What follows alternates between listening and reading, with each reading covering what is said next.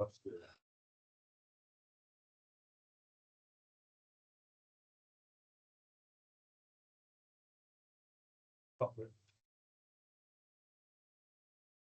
The microphone's not working.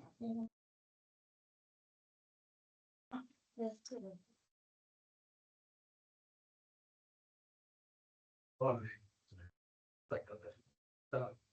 Start again. Right. Good morning, everybody. Welcome to.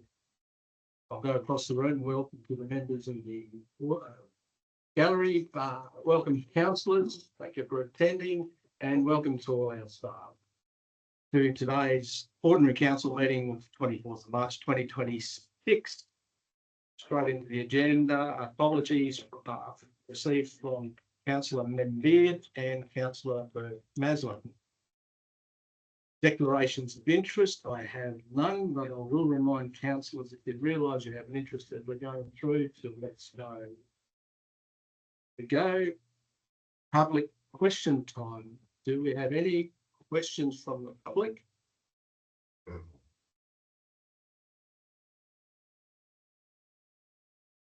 President, David Gooch, Station. Mr. President, how many employees were employed by the Carnarvon Shire on the 23rd of February 2026 in the field, in the office, and in the total number? I'll have to take that one on notice. Question number 2 is the number of employees employed by the Carnarvon Shire whose position is fully funded by external grants as at the 23rd of February 2026. So again, Mr. Gooch, I'll have to take that one on note. Thank you. Third question. My question number 3 at the last council meeting has not been answered satisfactorily, and I therefore will ask it again. And please note that I have not asked for any individual's information, just the number of employees that have left the Carnarvon Shire between 1st of September 2024 and the 23rd February 2026, 18 months, who have had to sign a non-disclosure document contract agreement, and how much money has been paid out by the Shire for these. Mr. Gooch, once again, I will have to take that on notice. Thank you, Mr. President. Have a good day. Thank you, Mr. Gooch. Do have some answers here from the last meeting to questions asked at the last meeting. Asked by Mr. Gooch. Question 1 was how many Shire employees have resigned or been terminated from the employment of Carnarvon Shire between the 1st of September 2024 and the 23rd of February 2026, the last 18 months. Between the 1st of September the answer to the response is between the 1st of September 2024 and the 23rd of February 2026, a total of 47 employees ceased employment with the Shire of Carnarvon. This figure includes all forms of separation, including genuine resignations, retirement, end of fixed term or grant funded contracts, and terminations arising from disciplinary processes. Of these, approximately 6 employees, 13%, ceased employment due to the conclusion of grant funded contract roles. These positions were established for a defined period and funded through the external programs, and therefore do not represent ongoing positions within the Shire's permanent workforce establishment. The remaining separations reflect normal workforce turnover experienced across local government organisations. Question 2. How many people have started employment with Carnarvon Shire between the 1st of September 2024 and 23rd of February 2026? Response is between the 1st of September 2024 and 23rd of February 2026, a total of 72 employees commenced employment with Shire of Carnarvon. Of these, 2 positions were newly created roles funded by the Shire, and the remaining appointments are either existing roles, externally funded positions, including remote jobs and economic development program roles, and community grant funded roles. In a total, approximately 32 positions, or 44% of all commencements during this period were externally funded through the grants program. These roles are fully funded through external sources and do not place additional financial burden on the Shire's ratepayers. This demonstrates that workforce growth during this period has been strategically supported through external funding opportunities rather than the creation of ongoing Shire funded positions. Question 3. How many employees have left the Shire of Carnarvon between the 1st of September 2024 and the 23rd of February 2026 have had to sign a non-disclosure contract/agreement, and how much money has been paid out by the Shire for these? The response is the Shire of Carnarvon manages all employee separations in accordance with its policies, contractual obligations and relevant industrial instruments. Confidentiality provisions, where applicable, are managed on a case-by-case basis and form part of standard employment and separation arrangements where appropriate. Any payments made to employees upon separation have been processed in accordance with the contractual entitlements and within the adopted budget approved by Council.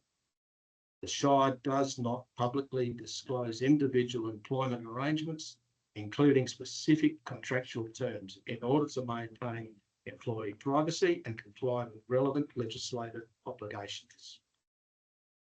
Also have questions taken on notice from February 26 Ordinary Council meeting from Mrs. Julie Westcott Nelson.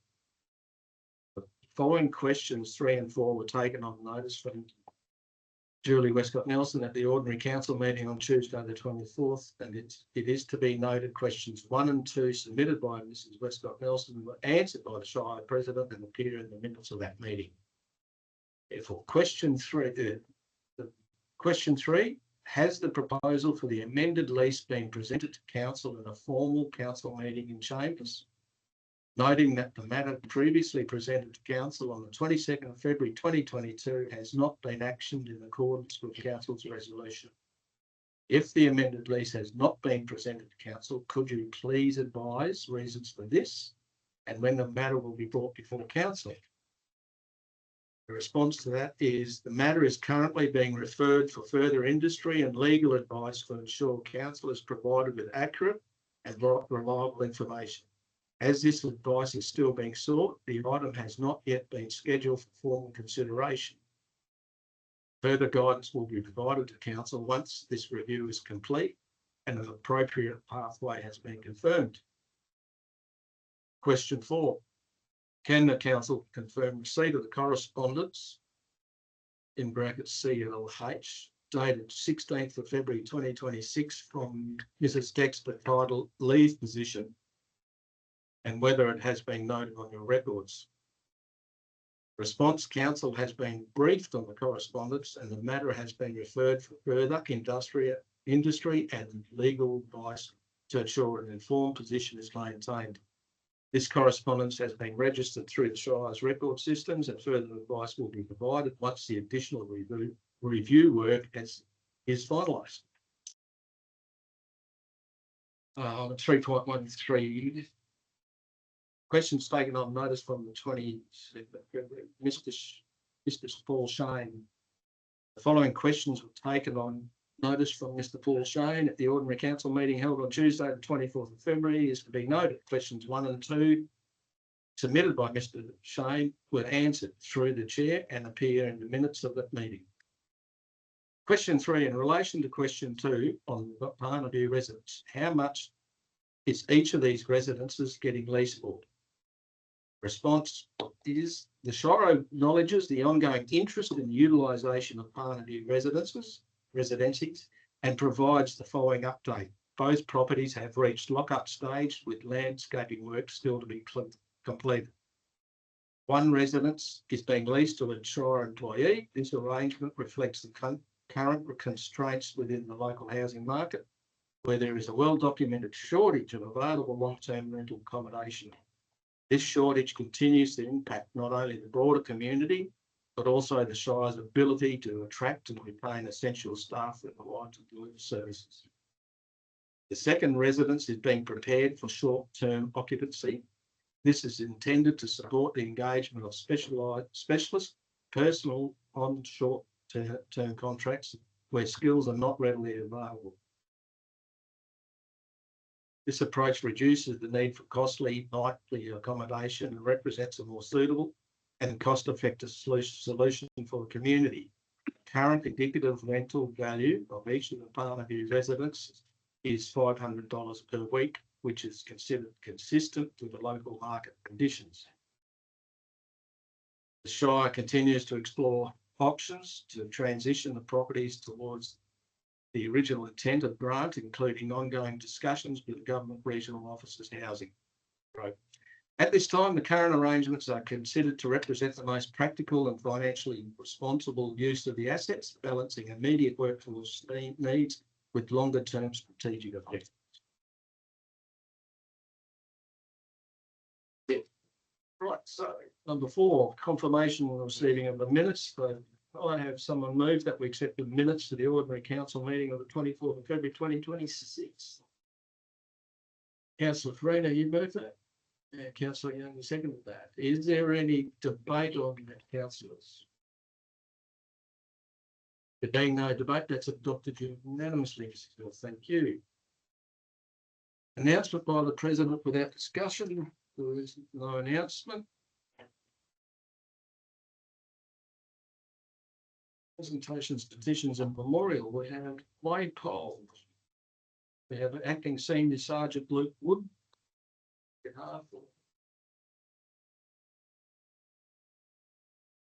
On behalf of Senior Sergeant. Good morning, everyone. Luke, my name's Luke Wood. I'm acting Senior Sergeant, current officer in charge of Carlton Police Station. My substantive role is the officer in charge of the Detective's Office, and I have been here for a couple of years, so I'm aware of some issues that potentially can be brought up today. In relation to the yearly outlook, our sort of core functions that our commission really wants to get back into is enforcing law and responding to emergency management, basically. So we're trying to get away from the back of house stuff that has sort of tied us down for the last few years and really getting us back on the road to try and do our job better. In relation to Carnarvon specifically, staffing wise, we're nearly at full capacity. We have had some recent transfers. However, those positions have been filled. We're just waiting on the trucks to bring the crew up. So that's a really good sign. It's the first time in a few years that I think we've been full capacity. So that will enable us to then sort of get on the front foot with some of the issues that I have no doubt people will ask some questions about. In relation to offences as a whole within sort of the last few years, we are on the decline in offences being committed, which is really promising. And I'll go into some stats a little bit later on.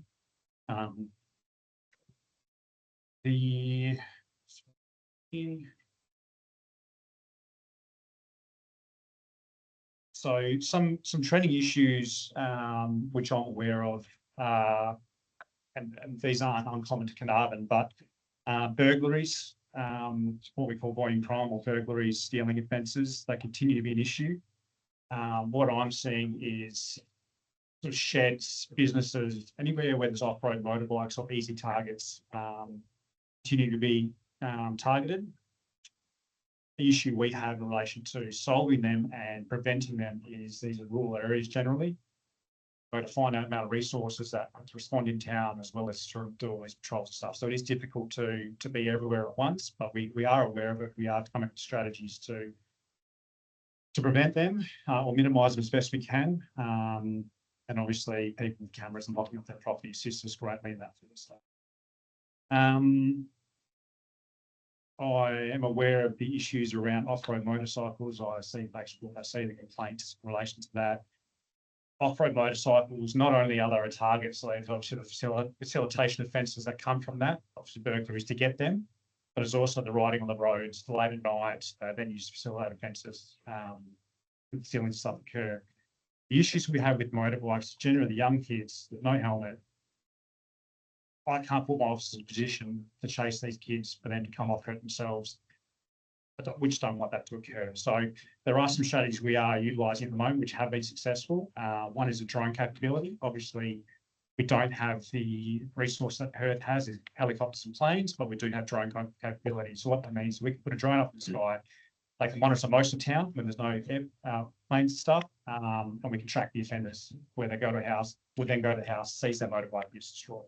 And and we do have nighttime capability as well. So that has resulted in some seizures in the last few weeks, which has been really good and has, from what I've seen, minimised that sort of offending. I'm aware it still happens, but not at the level that it was a few weeks back.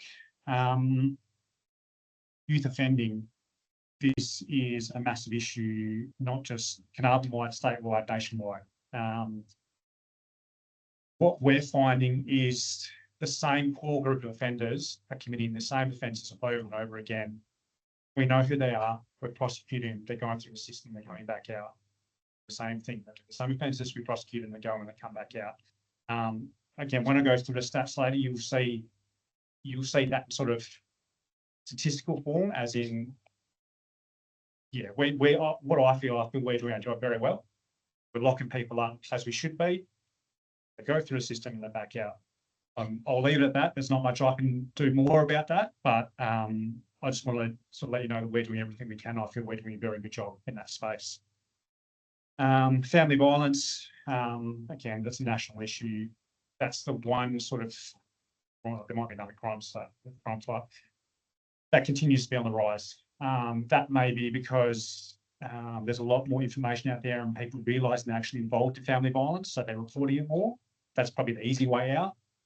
I think the reality is substance abuse, social issues, financial pressures, that's what's pushing more family violence. Again, that's not really WA Police's baby, for want of a better term. That's managed by another agency. However, we're heavily involved in responding to and reporting on family violence and obviously charging perpetrators that commit that. So that is a massive issue for us. Takes up a lot of our time. Very high risk, because obviously if we don't do our job well in that thing, homicides occur and we really don't want that to happen. Drugs, we've had some really successful results in the last year. I don't know how much Mr. Tolan spoke the last council meeting in relation to drugs. That's one of my core roles in my other job. But obviously drugs support all the other crimes. People commit offences to support their habits, or they commit offences while they're under the influence. So I'm not sure if Mr. Tolan spoke about Operation Sarissa that was run last year by Carnarvon Police Station, supported by the Detectives Office. That operation ran for 6 months, and as a result, 29 people were charged with a total of 156 offences. 7 were charged with possession of a prohibited drug with intent to self-supply, so that's like a higher range of it. 79 charges of offer to self-supply a prohibited drug. 4 off-road motorcycles were seized. Nearly 150 grams of methamphetamine were seized, 1.5 litres of liquid ecstasy, just over 2 kilos of cannabis, and nearly $20,000 in cash, as well as 14 edge weapons. So that was just one operation that was run.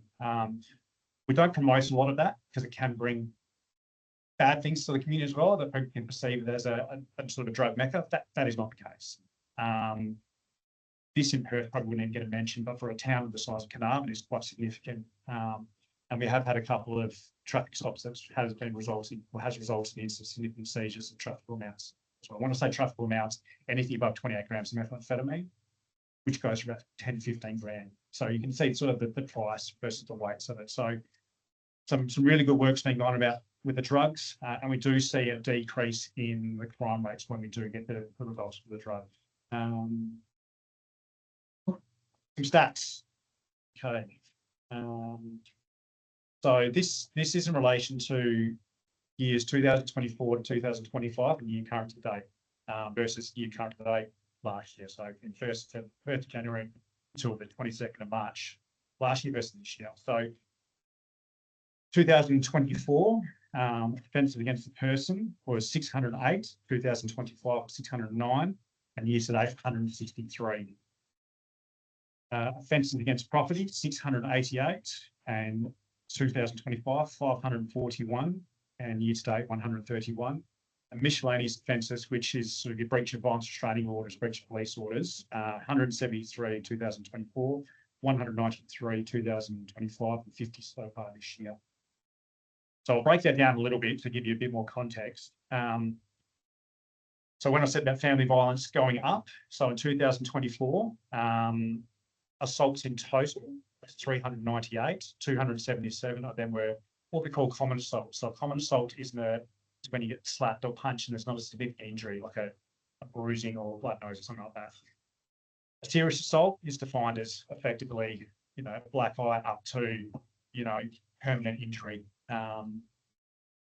which was at 121, and then there's 199 non-family related assaults, 11 robberies. 2025, there was 429 assaults, 288 were common, 141 were serious, 169 were non-family. So both of the common assault and serious assaults went up in relation to family violence. However, assaults, the general public went down, and robberies remained at 11 for the year. So far this year, we're sitting at 130 family assaults, 90 common assault, 40 serious, 31 non-family, and 2 robberies. So obviously robbery, stealing from persons, so stealing using violence. Property offenders, now know this is sort of a big one, especially for our plantation owners. I know they can target a fair bit out there for their motorbikes. We are seeing some success in this. I know it doesn't look that way, but the statistics show that we are, and having been here for 2 years now, I can see there has been a decrease, and it is really, you can really see the difference when specific group of offenders are in Banksia and then when they're out, and that you can actually see when that occurs. So when they're in, not much happens. So total property offences from 2024 was 688 compared to 541 in 2025. So that was a drop of over 140 offences. 2024, 2025, and 131 so far this year. Dealings went from 420 in 2024 to 298 in 2025, and we're currently at 66. Burglaries were at 223 in 2024, 200 last year, and we're at 45 this year. Stealing in motor vehicles, we are a bit higher this year.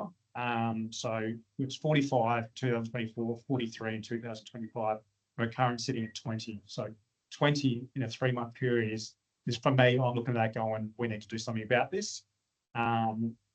Generally what I'm seeing is the cars that are being stolen, keys being left in the car, cars are being left unlocked. And I'm not blaming, I don't want to be perceived as victim blaming, but if we can make it tough for people to do this, it obviously has a flow-on effect. And obviously we all know what happens when the cars get stolen. We see the ram raids in the shops and all that sort of stuff that happens from those offences. I haven't seen a ram raid here when someone's using their own car. So if we can do those things, it really helps us. Obviously, try and prevent these as much as we can.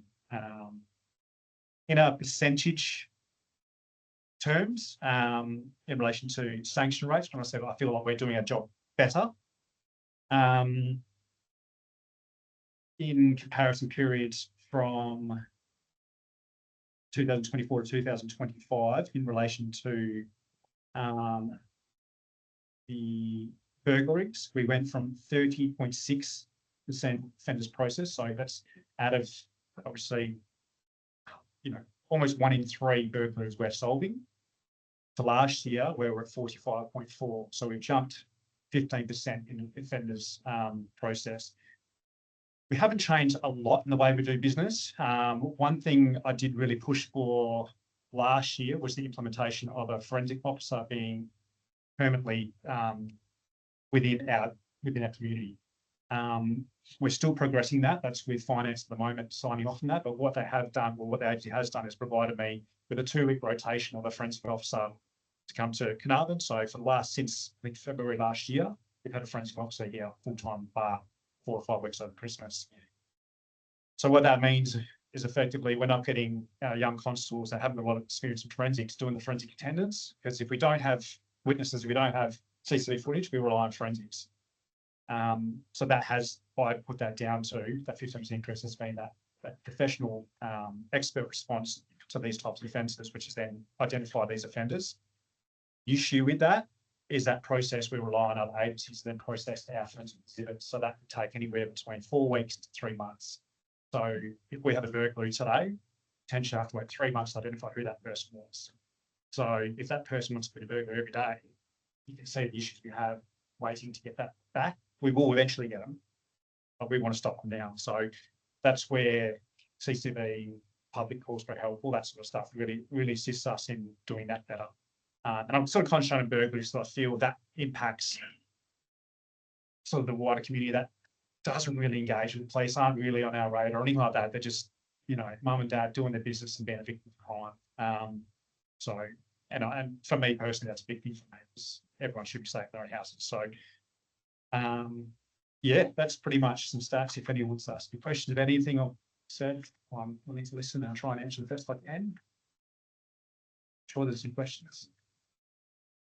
Sorry, thanks very much for that report, Luke. It's comprehensive, and I must say I found it very heartening, because there's one underlying thing there that the police and the community suffer from, and it's lack of government support, of government agency support for what we're trying to do, whether we're a shire or whether the police service, who are doing a great job here. But I think you pointed out that you're just on your own, basically. You're not going to, these kids haven't got safe houses to go to, safe homes to go to. They're left running the streets at all hours of the day and night. They've got to find something to do. I mean, the kids are being kids. I think that those agencies are here. I don't think they're doing their job, and it's up to us as a council to start to get the government to do something. We do bear in mind that we're a fair way north of Joondalup. We probably don't exist as far as they're concerned. Nonetheless, we'll do our best. Thank you. Luke? Yeah, thank you, Councillor Luke Skender. Thanks for coming in. Also a few questions. They're easy. Any questions? Just as a community, we also can sense when there's a number of kids that are released from Banksia as well. We feel the spikes, and there's comments made to each other about that a group of them must have been let out. As the local police force, are you given any form of tools to manage them, or are you made aware that they're going to be released? Because I hear at times that they're released, like sporadically, maybe shorter than what their original sentence was. And what sort of tools if any, are you guys given to manage them as they come out? Very good question. So yes, we are notified when they are released. So we have an intel analyst that's based out of Geraldton that manages the whole district. So every prisoner released, every time a prisoner is released with an address in Carnarvon or within Midwest Gascoyne, we are notified. So we get notified of their release. How do we manage that? Very difficult. So effectively, if we charge someone, we refuse their bail.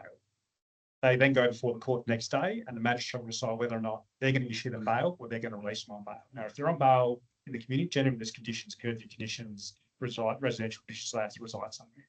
They're really easy for us to manage, because we just go knock on the door and go, are they here? Yep, cool. If they're not, we breach them, we go pick them up, we put them back for the court and said, hey, they're not fighting. They'll review it. They might let them out again, or they might put it back. So that's how we manage them when they're on bail. Now, the issue comes when, and I won't go into sentencing because that's a whole different issue. That's nothing I can control. But what happens is they'll go into, say, Banksia, if you're talking about juvenile offenders. Once they've done their time, they come back out. If they're on parole, justice manage them. So Department of Justice, they will have programs they have to abide by, that sort of stuff. We don't really get involved in that. Unless there's a breach and they need to be locked up again, then we'll go through it. So effectively what I'm saying is once they're released from prison, they've served their sentence, there's no way of us managing until they commit further offences. And then we will then manage them that way. That's from a crime point of view, as in like an enforcement point of view. There are ways we can obviously do that socially, for want of a better term. So your blue light discos and your engagement and stuff. Now, we as an agency have sort of moved away from that space, as in sort of the youth policing and that sort of stuff. Our commission is very big on we should be policing, enforcing law. I'm not trained in looking up kids, I'm a parent, but that's as far as my expertise goes. There are agencies that obviously go to university and have this training on how to develop kids and protect them, that sort of stuff. So if I see someone in trouble, I'll pick them up and I'll move them away from trouble. That's as good as I'm going to get. I'm not going to be a social worker and try and do all those sorts of things. So I probably went on a bit of a tangent there, but effectively what I'm saying is once they're released, it's very hard for us to monitor them until they commit an offence. And we are mindful. I'm looking for things when someone's released. If I get that bit of CC footage, like we will go and engage these kids. We'll capture them on body on camera. We know what they're wearing. Probably giving away our secrets, but we know what they're wearing. So it's all captured, it's all recorded. So when I see that person in the footage, I go, oh, he's wearing those shorts, that's him, they were wearing those shorts yesterday. So we can monitor them that way. So it is difficult, but we just continue to and obviously the stats show that we are pretty good at that. Eventually there'll be a period of 1 or 2 weeks where they'll get away with it, but eventually we'll get it. It just sucks that in that 2 weeks they'll cause so much harm. But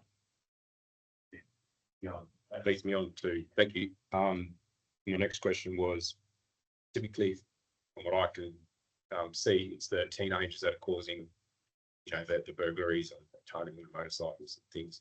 The younger generation with the truancy, going to school and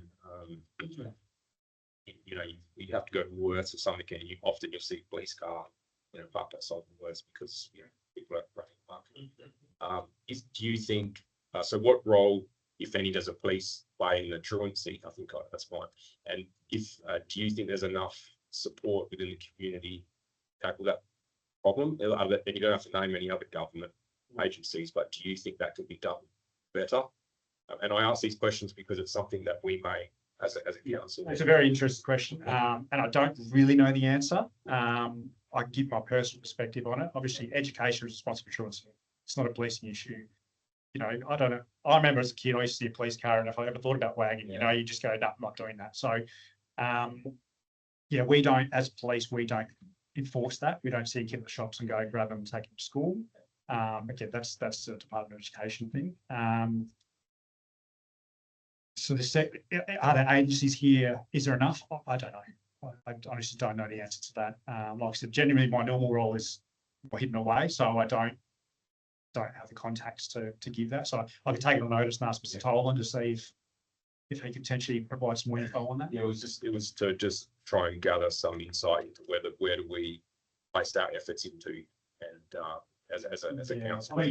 So There are I know there are programs, Shooting Stars, I know Target 120, there are identifying those kids that are at risk and then surrounding them with support to try and break that sort of cycle. So there is stuff and some really good stuff going on. Do we need more? Absolutely. I think it's clear. I think everyone in Region WA needs more resources. Don't know where you're going to get them from, but yeah. Yeah, please, Paul, Councillor Kelly. Are there any targeted community programs that we could, as a shire or as a community, become involved in? For example, years ago, there used to be in the wheat belt a rural watch, or are those programs still operating? As in like a neighbour's watch type setup? Yeah. Or Just education program around, we know where all these bikes are coming from, and I must say there's a few of them, I think up to 4 times they've been stolen the same watch. So yeah. I guess the people perpetrating the crimes don't seem to be getting much better at them. They keep getting caught, and on the same side, we as a community are still making the same mistakes. Yeah. Which is aiding and abetting them. It's hard to be out there. It wouldn't be a fruitful picking field for them, would it? Yeah. It's a real hard one, that one, because I mean I spoke to a lot of plantation owners pretty much when I first got here with Mr. Tolan.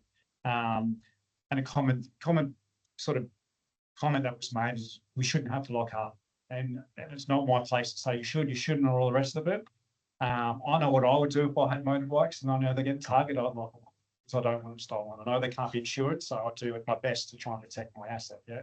And I'm very mindful. I don't want to victim blame. That's not what this is about. Like I said previously, it's just about making it harder for these people to do this because they're going to continue to do it, regardless of the consequences, regardless of whatever else I do. Proofs and proof, they will continue to commit these offences. So if we can make it harder for them, it's the hardest thing I find is if I put something on social media, because that's the easiest way of getting the message out really quickly. You get a lot of comments, stop victim blaming, we shouldn't have to do this and that sort of stuff. And I completely understand that and I feel that. But I think we need to move with the times, and I'm probably not going to be liked about saying that, but I think that's the reality. We have to be, we don't live up, and I was lucky enough to grow up and you could leave your windows and doors open. I've always grown up with having lots of doors and all this. My parents tell me how good it used to be. But we don't have that now. is have to be more vigilant about how we actually protect our stuff. And like I said, I know people aren't going to like hearing that, but that, from my point of view, that's the reality. It's make it harder for them. Give us the tools. I've said to them, put cameras up. I know it's expensive. So's losing a $10,000 bike every second week. So, yeah, I feel the pain. I know the frustration, but I don't know what more I can do. You know, we're locking these kids up. We're finding the bikes with public help a lot of the time, and getting them back to the bottom, and finding the same people are still getting their bikes stolen. To the point now where they've almost given up, going, you know what, I just leave everything locked because they're going to take it, which is really sad to hear. Again, we're one part of the process, so I won't comment any further on that. But yeah, but in relation to your rural watch and stuff like that, no, I don't think there's any programs specifically for Carnarvon. We'll just continue with social media and trying to get that message out there and actually talk about victims and try and give them some advice what we think should happen. Take it or leave it, but that's what Yeah, great work, mate, and to you and your officers and all that. I think you guys do an amazing job. When you're coming out to saying, leaving their keys in their car or motorbikes, these guys are getting smarter now. They're going around with grinders and all that and cutting. It doesn't matter if you left the keys or not. They're still robbing. They're still taking around. There is a lot of damage going out in the river and all that. A lot of the girls are getting frustrated. Also, you did say the police force is up to date now. You've got more officers and all that. It was only, I think the biggest thing is also our thing that we cannot communicate to our local police officers. Yeah. We, after 6 o'clock, you've got to ring somebody, you've got to talk to Midland, Geraldton, Karratha, Carlbarry, whatever. Yeah, it's not, I think that's why a lot of crime's not getting reported. Yeah. Look, it was only about, I got experience myself. It's only about, I think early week of Feb, where I was going along Bristol Street, cross the road for main roads, saw this young kid, would have been about 3 or 4 years old, walking the street. He was going out to Ampol. I'm not too sure where he was going. So I ended up bringing the police, got to Midland. They said, no, we'll put someone onto the case. It was about 15, 20 minutes, no one. So I'm ringing up again, went to Geraldton. I said, come on, guys, it's a young kid. No parents out there looking for this kid. So I was there for an hour, and then with the police officers rocked up. Great blokes, they did a great job, but they said they're short staff. Something like that, a young kid walking the streets, I thought that would have been priority number one. But everything's priority number one in Carnarvon. And so anyway, great job to you guys and to your force and police officers. But it is getting harder and harder now, mate. Yeah, and thank you for that question, because I was aware that there was some issues around trying to get communication with our officers. Sort of a three-part answer. One, obviously, one of our police fundamentals is to be out on the road. People want to see police on the road. So having to have the officer sitting there in the station takes that potentially the car off the road. So the agency is really pushing us to really streamline that. Two is training. I'm not trained to answer calls. I can talk to you, but the specific questions, especially in emergency situations, stuff like that, that's why they're really pointing it towards Midland. I get the frustration because all you want to do is talk to Luke down in the cop shop because he knows my problems and all the rest of it. So I completely get that. That is an agency decision. That's not a local decision. And obviously we're governed by what comes down to us. What I can do is push that back up to my superintendent and say, hey, these are the concerns of the community. They can put it up to this thing and the executive can make up their mind. The problem is when you're trying to tell them we Carnarvon is 6781 and going, can you spell that? Can you tell us where it is? What street? And you're going, that's It takes time. I completely get that. During the day, obviously there's a few more people and you get hold of stuff. It is difficult, and I get frustration in respect to that, but we are very much dictated to getting out on the road. And I won't give exact numbers, sort of where we sit, like police officer wise, because obviously people think we're going to be short on the Tuesday.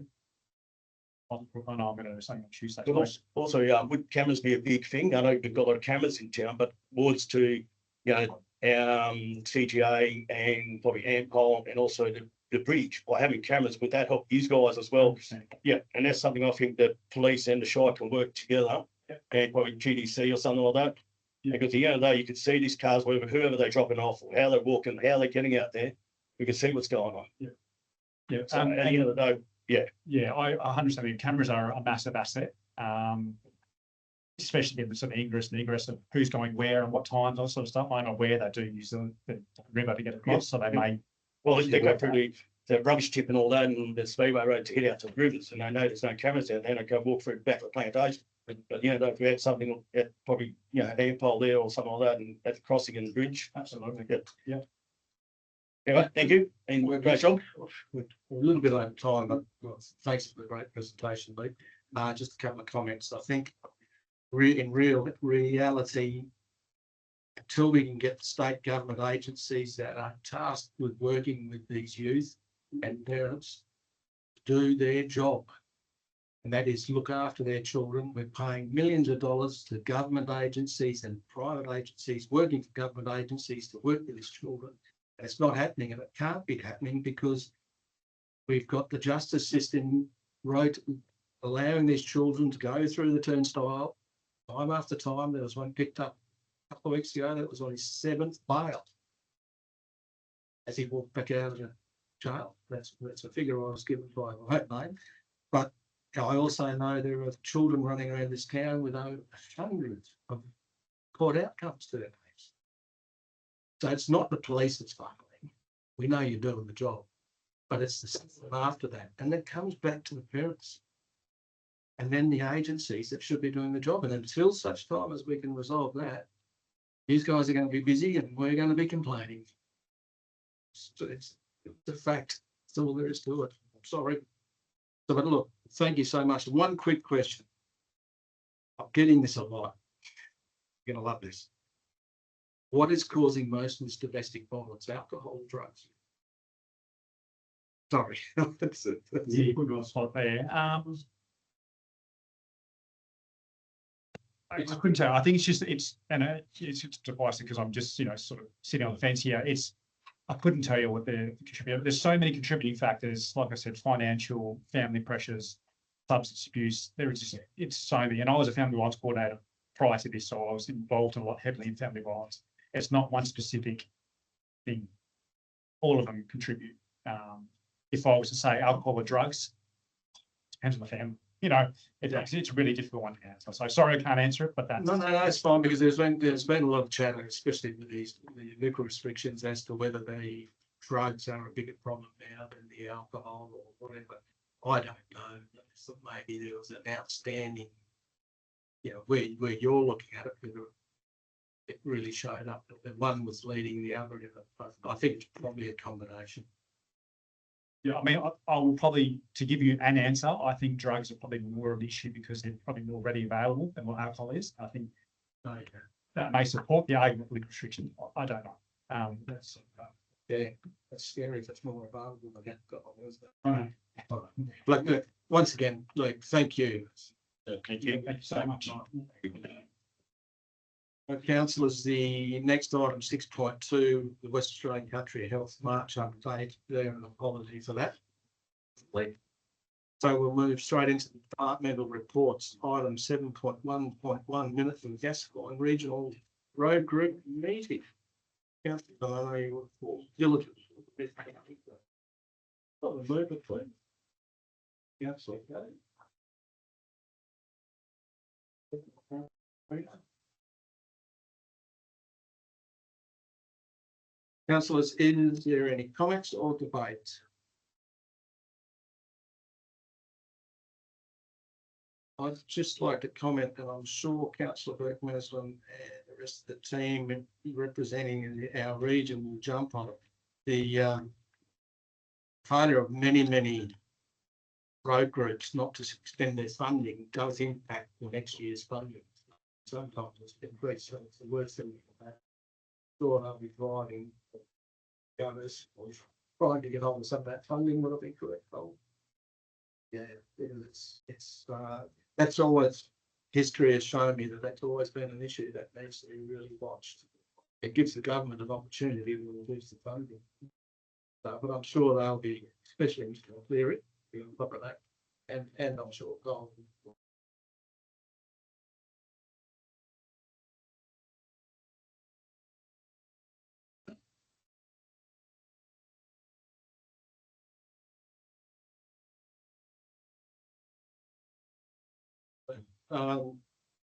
With that, councillors. Oh, One last question. yes. Just in regards to French Street Tollway.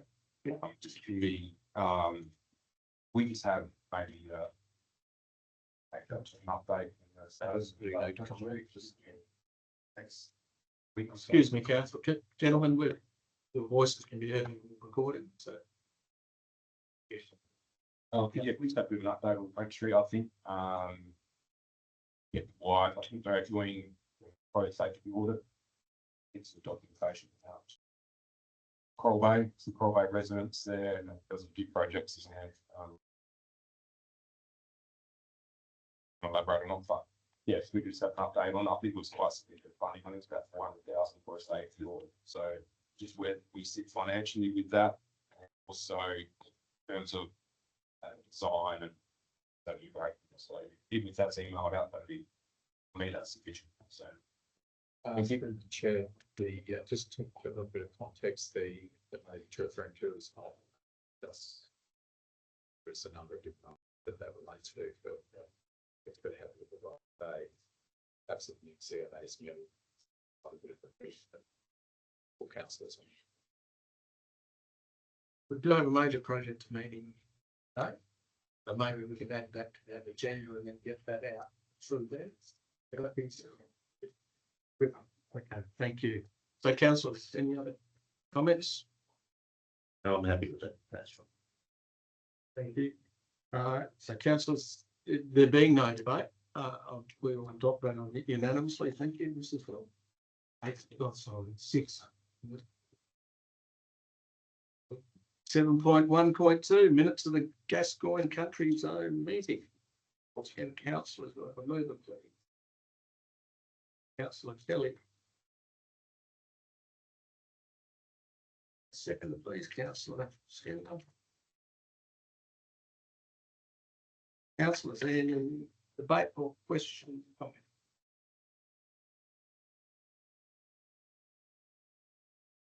I will comment then on, I was really pleased to see the push going forward on regional aviation and trying to improve that and update that. So I think we need to get right behind our rep on that one and keep that rolling if possible. No further comments? Questions?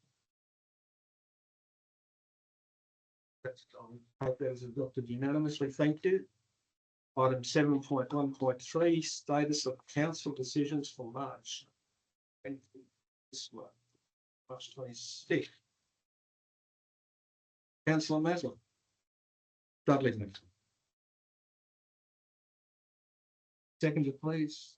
Councillor Scanlon. Councillor Maslow. Thank you, Mr. President. I don't want to be pedantic, but this was discussed, I think, at the last council meeting, and the idea is sound. But if you look into the background, prepare a monthly report. I think the staff's over, in my opinion, from looking outside, the staff is overburdened with making reports, doing inquiries, and all sorts of things. And I really think that it makes it very difficult for them to address the fundamental issues of council. I would suggest that perhaps a quarterly report would be sufficient. Are you talking about the actual legal report? Yeah, the motion generalises that we accept this, but in the background information, it says that it's proposed, the CEO prepares a monthly report. And I think it was suggested at the time when this was raised that the monthly might be a bit short if you're doing it every month. The CEO's got a fairly heavy burden, and if things aren't getting done, we're the first to whinge about it. If we keep on using up people's time on doing things that can be dealt with satisfactorily at a longer stage, I suggested we could push it out to 2 months or 2.5 months. And It's the agenda item says notes the status of council decisions reported for the month of March 26th. yep, I just didn't want to slip through, Mr. President. Yeah, I understood. Would you be of mind then to possibly move a vote and a dot item to this where council would prefer to see this being presented to council by monthly, or? I'd be prepared to move a motion of that, but I'd like to get some feedback from councillors on this sort, because some councillors might have a different opinion to what I've got, but I just find that compliance and reports and reports and reports. I mean, those who've been around a while will go and think of it. I mean, there's been planning for this town. It was Carnarvon 2020 back in 2003. It was inquiry by design. Not one staff has been driven in for all that money has been spent on these things, and there are reports and reports and reports. I'd rather see that the effort goes into the actual running of the fundamentals of the day-to-day running of the council. Now, I'm not saying it's not happening. I'm just saying we shouldn't be overburdening our That's staff. what I'm asking, do you wish to move? a Yes, I do. We add a I do. dot point, Yes. and then council can discuss it. Thank you, Mr. Brennan. Well, I'd like to move that, that the CEO, reporting to council be quarterly. Thank you, Mr. Brennan. Thank you, councillor Lynn Matlin. Councillors, do we have councillor Skender? I just move to drop the orders, please, Councillor Skender drops standing orders. Councillor Kelly seconded that. I'll take that. There's no debate on that either, on that. There being no debate, that's adopted unanimously. Standing orders are now suspended. Councillors, Skender, you can wish to.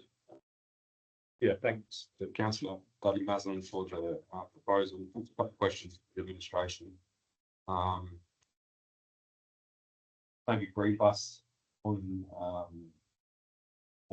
this particular item. It's in the very month, relatively new, I think, in the last couple of years. I believe we started doing it. I don't recall exactly when we did, but there were reasons on it. It was to maintain, so like in a way. I believe the intent was when the last CEO started, was to make sure the council were across all the decisions being made, making sure that the progress was happening, because I think the transparency between previous CEOs that you had prior, some of the items just slipped and just fell. So that point of that was to make this evidence to council that this is what's happening. I don't see any different amount of time in preparing it monthly as opposed to quarterly. Still going to take the same amount of time to prepare. It's maintained It's weekly, maintained daily, weekly, taking daily. documents. Yeah. Okay, yeah. I recall last week because there were some items that Kelly said that may not have been something in a software potentially. So what had Yeah. happened was with the changeover of roles and the understanding of who was responsible for what, some of those items did slip through. Yeah, which is fine. So it's more, it's managed by software. It's managed by software. Yeah, okay. So it's a pretty good tool to use. It is. Yeah, if that's the case, and if it's maintained daily, weekly, I don't think it's required a huge amount of effort to put that document together. Base value, I think it's a good tool just for site governance to keep things on track. Russell Gibbs might be a big council engaged with different items as well. So sorry, drop standing orders. Didn't understand. Yeah, I agree with councillor Skender. Perhaps it might actually be more appropriate to move to the CIS forum, because CIS is still available in terms of transparency to the community. But a lot of the stuff just sort of rolls on. I'd like to see it managed by an exception basis personally, but then that's adding another layer of complication if we're actually putting some target dates around some of these things, because, you know, for example, there's one there of the airport and leasing waiting to come through. It was done in December, we're now almost April, but it might be that, you know, it takes 3 months for the solicitor, it might take 3 months for the occupant solicitor to review the documents. So, yeah, there's a lot of stuff coming up that may not be mutually relevant. It might be CIS. If a council has a question about a particular item, or council have a question about a particular item, perhaps that's the best forum. And we've still got that level of transparency for the community that it is a reportable document. I think it's necessary because we've got an agenda item today that started how many years ago? Tell us. Right, but if it's in here, then whether it's in the council meetings, because all we're doing is noting it, or if it's in the corporate information session, I'd leave that up to the staff, which is the easiest one to produce it for. I feel like the current format, talking to the OCM, he's best on that front as well, because it would also be a tool for you to use when you're reading the Yeah. items, so that you've got that prior knowledge as well. It's not always just That's it. in the. So it keeps that flow going, which I think is a great idea. And I think that's the real reason we wanted it, was to keep our minds, because there's so much happening. Things do get dropped, and we drop it as well. It's not just the staff, it's us as well that drop the ball a bit. So, you know, we've got to take responsibility for that as much as anybody else. So I think it's useful. In a way, I think I agree with Councillor Maskman as well in terms of the workload and red tape Yeah. and things. And the assumption that this was a document that was time to file, but if it's a living document, and I believe the staff probably find it useful as well. I don't know, but yeah, with that discrepancy in terms of our assumptions and if it's a lot of work or not, and with your advice that it's reasonable to keep it on, you know, keep it. Thank you, Mr. President. We're all agreeing really, just the time span and the better use of time, staff time.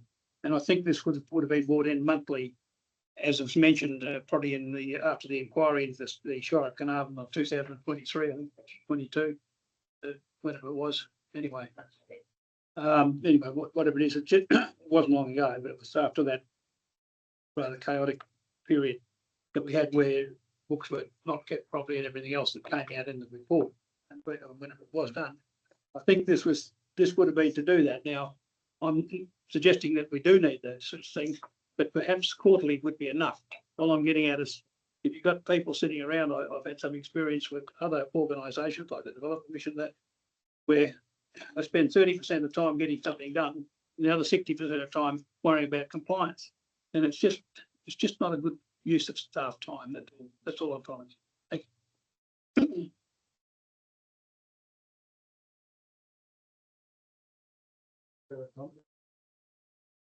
Was that amended motion that Councillor? Adding a dot point. Standing orders of that. We're still standing under a lot of them standing.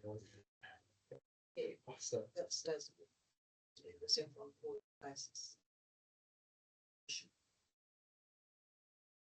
how much extra work if we do apply it? Is there any extra work to apply it? If the cost, Twice monthly, twice monthly.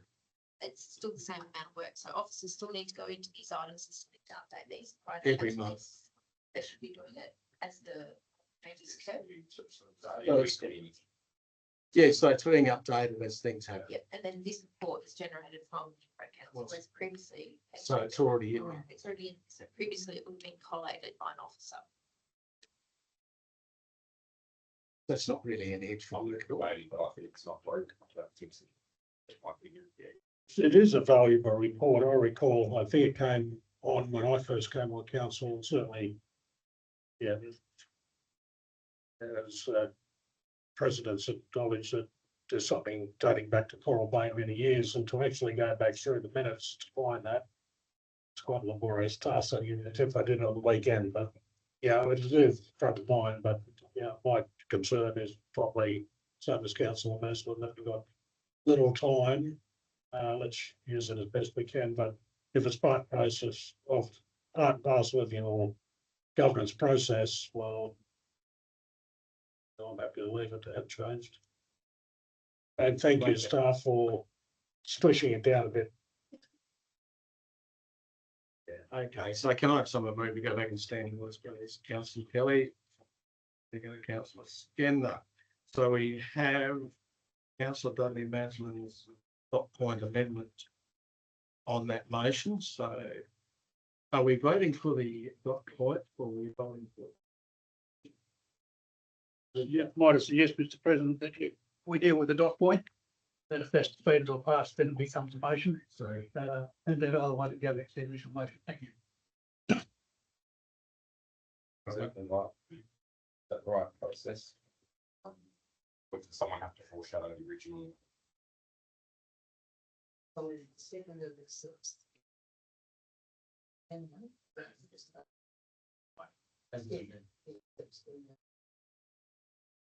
Or, well, it might, we need to have an outcome, so. So if they accept the amendment. Then we deal with the motion with that amendment. So the second of it was, and did you accept that? Yeah, so in fair process, myself as an individual, I don't want to deny council the ability to consider this. So if I can foreshadow the motion, please, then I will set this to the amendment for council to consider. Then we consider the original motion. Okay. Thank you. So councillors, Okay, with standing orders, that process? yes, Yeah. Thank you. the councillors, councillor Scanlon has foreshadowed that motion. So if the motion put forward by councillor Dudley Nasman does not get up, we'll go back to the original motion, but I'll need a second for vote on that. So councillors, we have the motion as put by councillor Dudley Nasman with another point being that the report of the change being that the report will be delivered quarterly. That's what we're dealing with right now. So do we need to discuss that any further? Debate any further? No further debate? No, I'll get that once we've dealt with this. I don't need a seconder until we've dealt with this. Okay, so councillors, I'll put it to the vote. All those in favour of this? I accepted it as the second. Lucas accepted it as the second. To the vote. Sorry, councillor Skip. You just read the motion. The motion amendment goes to be presented on a quarterly basis. Instead of every month, that's all. We're still getting reports.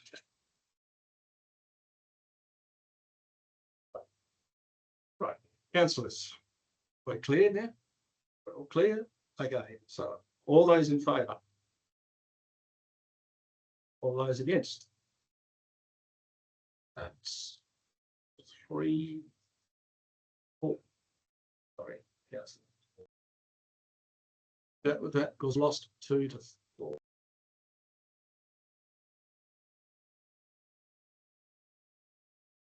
So councillor Young, Or was, that's a done, that's a free. Councillors. councillor Smith. And councillor Kelly. Okay, comment.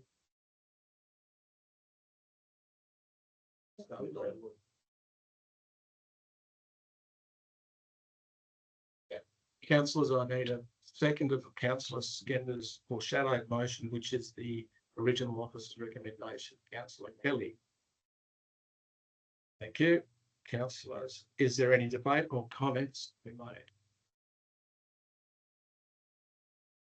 Councillor Kelly. Well, by just acknowledging that Dudley's motion was relevant, but since there was no further time imposed on staff, I think in terms of transparency, the best way to go is to probably should have put that in the debate.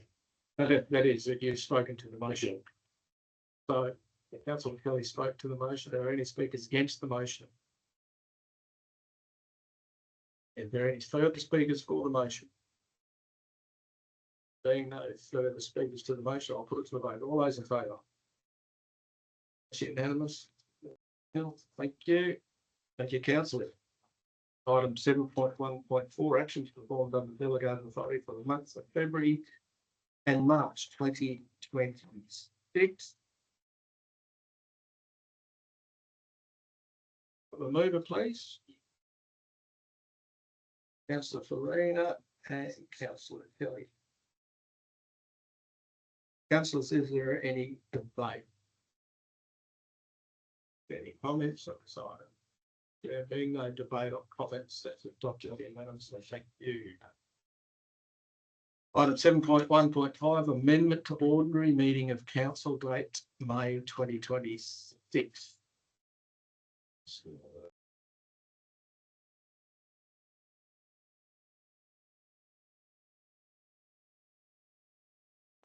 Please, councillor Skender. Kelly? Councillors, is there any debate? I think it makes sense.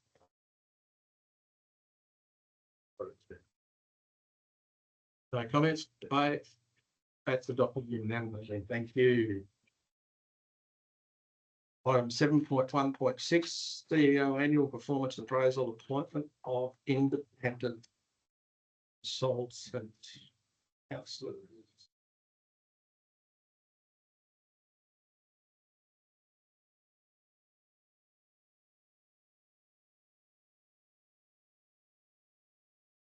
Councillors.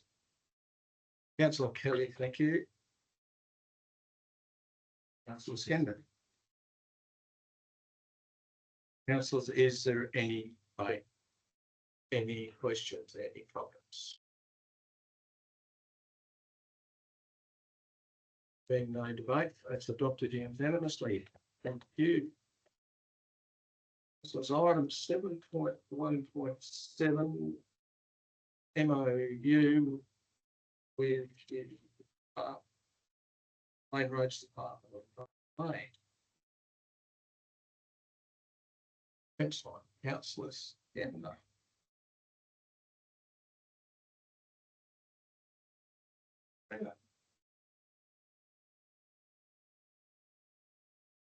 Yeah, councillors, is there any debate? Questions? Just a comment, just thank the staff for presenting this last week. At CIS and those people who this fence is proposed not to be too imposing aesthetically on the area along the path and playground.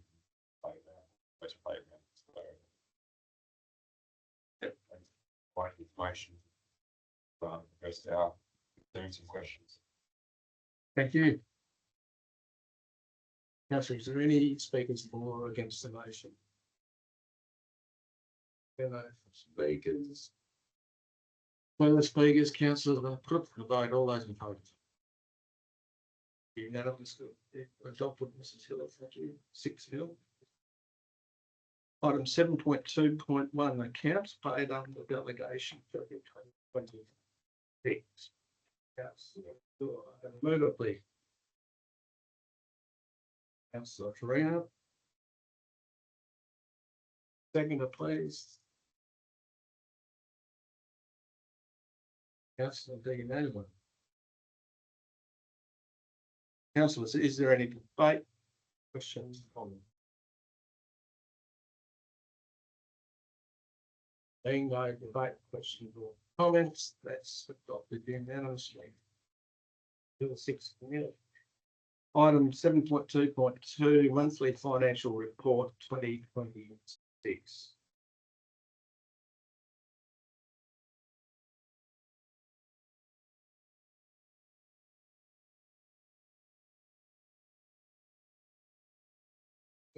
Councillor Kelly.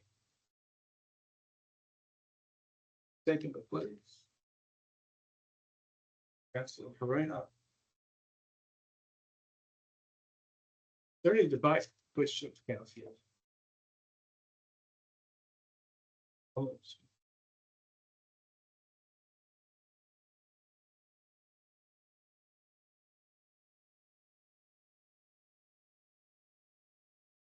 Being no debate, questions, comments, that's adopted unanimously. Mrs. Hill, thank you. 6-0. Item 7.3.1. Proposed renewable energy facility.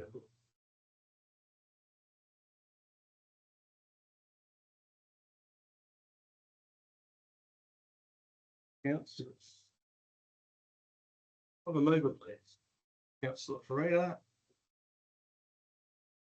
Seconder, please. Councillor Madeline. Councillors, is there any debate?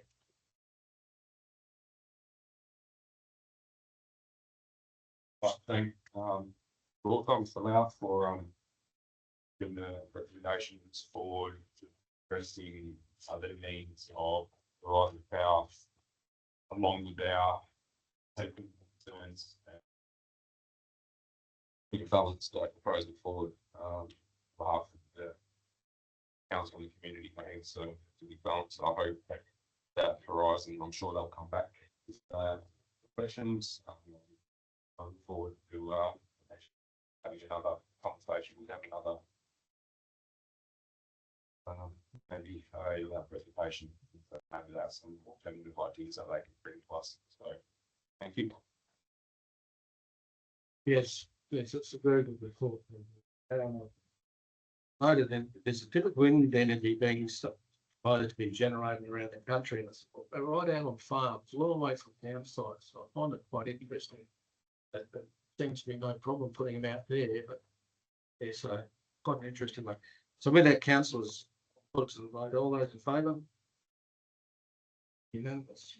Still 6-0. Okay. Item 7.4 infrastructures.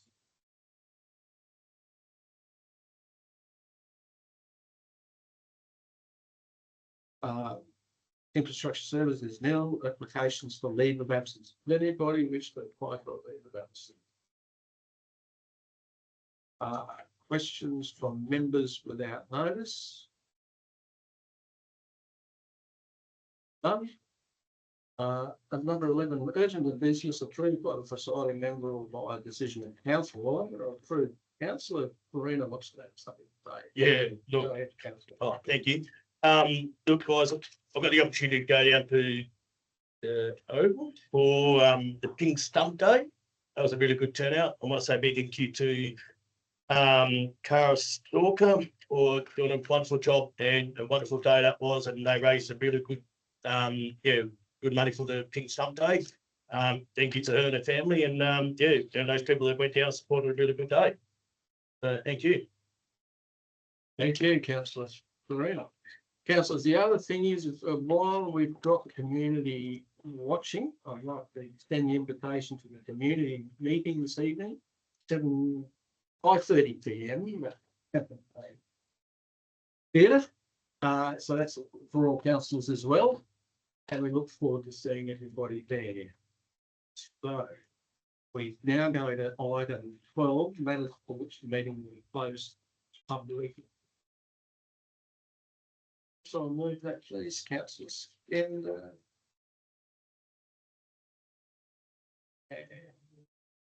councillor Kelly. All those in favour?